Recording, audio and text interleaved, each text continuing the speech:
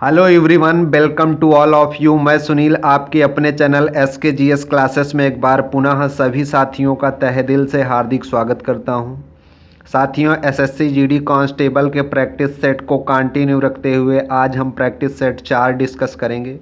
इम्पॉर्टेंट्स होंगे प्रश्न। अगर वीडियो अच्छी लगे तो प्लीज़ वीडियो को लाइक एवं अपने दोस्तों को शेयर करना ना भूलें। और हाँ, अगर चैनल पर नए हैं तो प्लीज़ चैनल को सब्सक्राइब कर लें और बेल आइकन भी प्रेस कर दें ताकि हमारे द्वारा अपलोड किए गए सभी वीडियो का नोटिफिकेशन समय पर प्राप्त हो सके।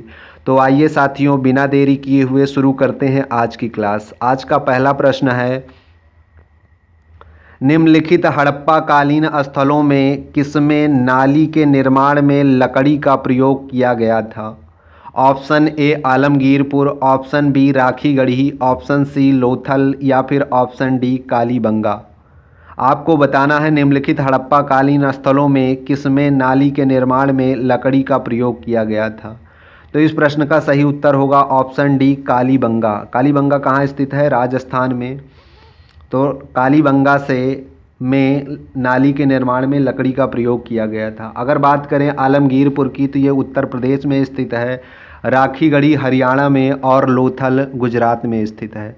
आइए साथियों, बढ़ते हैं आज के अगले प्रश्न पर। क्वेश्चन नंबर 2 है, निम्नलिखित हड़प्पा स्थलों में कहाँ से मजदूरों के मकानों के अवशेष प्राप्त हुए हैं? Option A Harappa, option B Chanhudaro, option C Rangpur या फिर ऑप्शन डी रोपड़।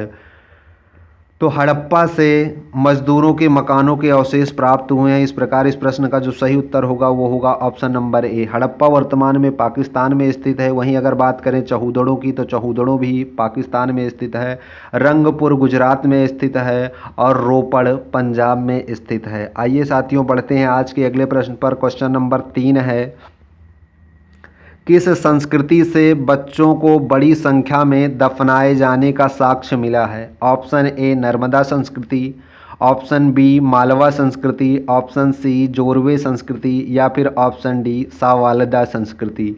तो जोरवे संस्कृति जो कहाँ है? महाराष्ट्र में। वहाँ से बच्चों को बड़ी संख्या में दफनाए जाने का साक्ष्य मिला है। इस प्रकार इस प्रश्न का उत्तर सही होगा ऑप्शन नंबर सी। नर्मदा संस्कृति की बात करें तो ये मध्य प्रदेश में है और मालवा संस्कृति भी मध्य प्रदेश में है। आइए साथियों, बढ़ते हैं आज के अगले क्वेश्चन पर। क्वेश्चन नंबर 4 है, समुद्र में पानी के नीले होने का क्या कारण है? ऑप्शन ए जल अणुओं द्वारा नीले रंगों को छोड़कर अन्य रंगों का अवशोषण, ऑप्शन बी जल अणुओं द्वारा नीले प्रकाश का प्रकीर्णन या फिर ऑप्शन सी समुद्र जल की अशुद्धता द्वारा नीले प्रकाश का परावर्तन या फिर ऑप्शन डी समुद्र जल द्वारा नीले प्रकाश का परावर्तन।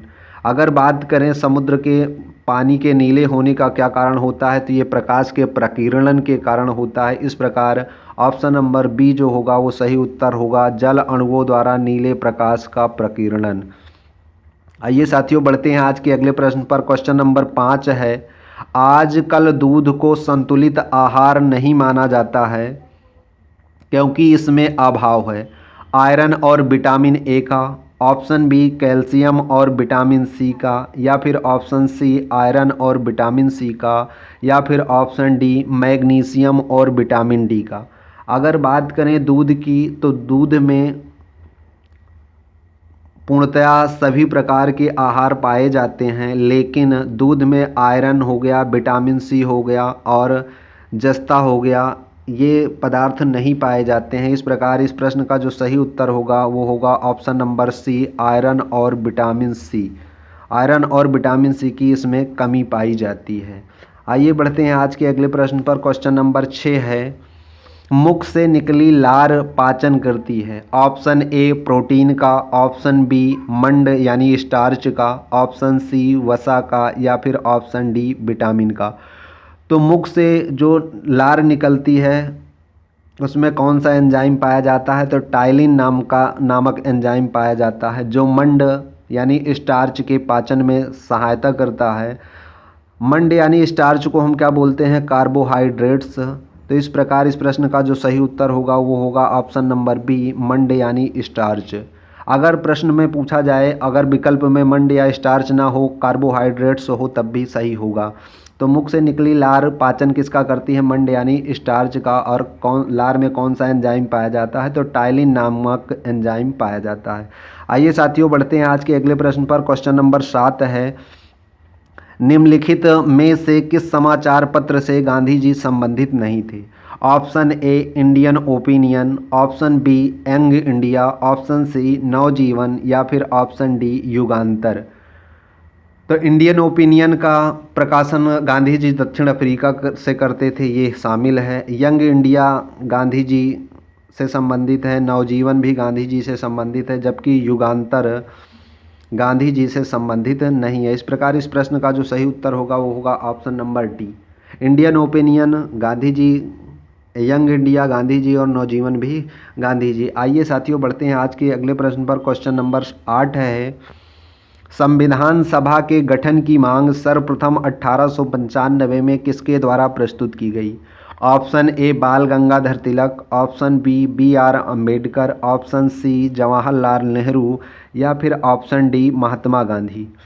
तो संविधान सभा के गठन की मांग सर्वप्रथम 1895 में बाल गंगाधर तिलक द्वारा की गई थी। इन्होंने 1895 में स्वराज बिल पेश किया था, जिसके माध्यम से संविधान सभा के गठन की मांग की थी। इस प्रकार इस प्रश्न का जो सही उत्तर होगा वो होगा option number A Bal Gangadhar तिलक। आइए साथियों बढ़ते हैं आज के अगले प्रश्न पर। क्वेश्चन नंबर 9 है, भारतीय संविधान किसके द्वारा स्वीकृत है? ऑप्शन ए संविधान सभा द्वारा, ऑप्शन बी भारत की संसद द्वारा, ऑप्शन सी प्रथम निर्वाचित सरकार द्वारा या फिर ऑप्शन डी भारत की जनता द्वारा। तो भारतीय संविधान भारत की जनता द्वारा स्वीकृत है, क्योंकि प्रस्तावना में लिखा गया है हम भारत के लोग ... 26 नवंबर 1949 को संविधान को क्या करते हैं? आत्मार्पित, अंगीकृत एवं अधिनियमित करते हैं। इस प्रकार इस प्रश्न का जो सही उत्तर होगा वो होगा ऑप्शन नंबर डी भारत की जनता द्वारा।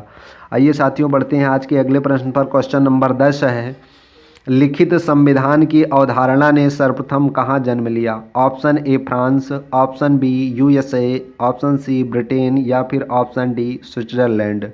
तो लिखित संविधान की अवधारणा सर्वप्रथम यूएसए। इस प्रश्न का जो सही जवाब होगा वो क्या होगा? Option number B USA. March 1784 में सर्वप्रथम लिखित संविधान की अवधारणा ने यूएसए में जन्म लिया। आइए साथियों बढ़ते हैं आज के अगले प्रश्न पर। क्वेश्चन नंबर 11 है, हाल ही में यूनेस्को मीडिया वर्ल्ड 2022 विश्व सम्मेलन किस शहर में आयोजित किया गया? Option A Paris, option B Gandhinagar, option C Malaysia या फिर ऑप्शन डी मैक्सिको सिटी। तो यूनेस्को मीडिया वर्ल्ड 2022 विश्व सम्मेलन मैक्सिको सिटी में आयोजित किया गया। इस प्रकार इस प्रश्न का जो सही उत्तर होगा वो होगा ऑप्शन नंबर डी। आइए साथियों बढ़ते हैं आज के अगले क्वेश्चन पर। क्वेश्चन नंबर 12 है, हाल ही में संयुक्त राष्ट्र महासभा की मानवाधिकार परिषद ने 2023 से 25 कार्यकाल के लिए कुल कितने नए सदस्यों का चुनाव किया है? Option A 12, option B 15, option C 23 या फिर ऑप्शन डी 16। तो इस प्रश्न का जो सही उत्तर होगा वो होगा ऑप्शन नंबर ए 12। 12 नए सदस्यों का चुनाव संयुक्त राष्ट्र महासभा की मानवाधिकार परिषद 2023 से 25 कार्यकाल के लिए किया है। आइए साथियों बढ़ते हैं आज के अगले प्रश्न पर। क्वेश्चन नंबर 13 है, निम्न में से किस राज्य ने भारतीय वायुसेना के लिए परिवहन विमान निर्माण परियोजना के क्रियान्वयन के लिए आधारशिला रखी गई है? Option A Gujarat, option B Maharashtra, option C Madhya Pradesh या फिर ऑप्शन डी हरियाणा। तो भारतीय वायुसेना के परिवहन विमान निर्माण परियोजना के क्रियान्वयन के लिए बड़ौदरा गुजरात में आधारशिला रखी गई है। इस प्रकार इस प्रश्न का जो सही उत्तर होगा वो होगा option number A. Make in India कार्यक्रम के तहत इस परियोजना की आधारशिला रखी गई है। कहाँ रखी गई है? बड़ौदरा गुजरात में। आइए साथियों बढ़ते हैं आज के अगले प्रश्न पर। क्वेश्चन नंबर 14 है, निम्नलिखित नृत्यों में कौन गरीबों की कथकली के नाम से जाना जाता है? Option A Chakyar Koothu, option B Ottan Thullal, option C Koodiyattam या फिर ऑप्शन डी मोहिनी अट्टम। तो ओटन तुल्लन जो है ये गरीबों की कथकली के नाम से जाना जाता है। इस प्रकार इस प्रश्न का जो सही उत्तर होगा वो होगा ऑप्शन नंबर बी ओटन तुल्लन। आइए साथियों आज का अंतिम प्रश्न क्वेश्चन नंबर 15, काफ़ी इम्पोर्टेंट प्रश्न है। भारतीय वाणिज्य एवं उद्योग महासंघ यानी फिक्की के नए अध्यक्ष कौन बने हैं? Option A Shubhra Kant Panda, option B Sanjeev Mehta, option C Sanjay Kumar Singh या फिर ऑप्शन डी आमिर सुबहानी। तो इस प्रश्न का जो सही उत्तर होगा वो होगा शुभ्र कांत पांडा। यानी भारतीय वाणिज्य एवं उद्योग महासंघ यानी फिक्की के नए अध्यक्ष कौन बने हैं? शुभ्र कांत पांडा। आज के क्लास में इतना ही साथियों। अगर वीडियो अच्छी लगी हो तो प्लीज़ वीडियो को लाइक एवं अपने दोस्तों को शेयर करना ना भूलिए, और चैनल पर नए हैं तो प्लीज़ चैनल को सब्सक्राइब कर लीजिए एवं बेल आइकन भी प्रेस कर दीजिए। ठीक है साथियों, मिलते हैं अगली क्लास में। तब तक के लिए बाय बाय, टेक केयर।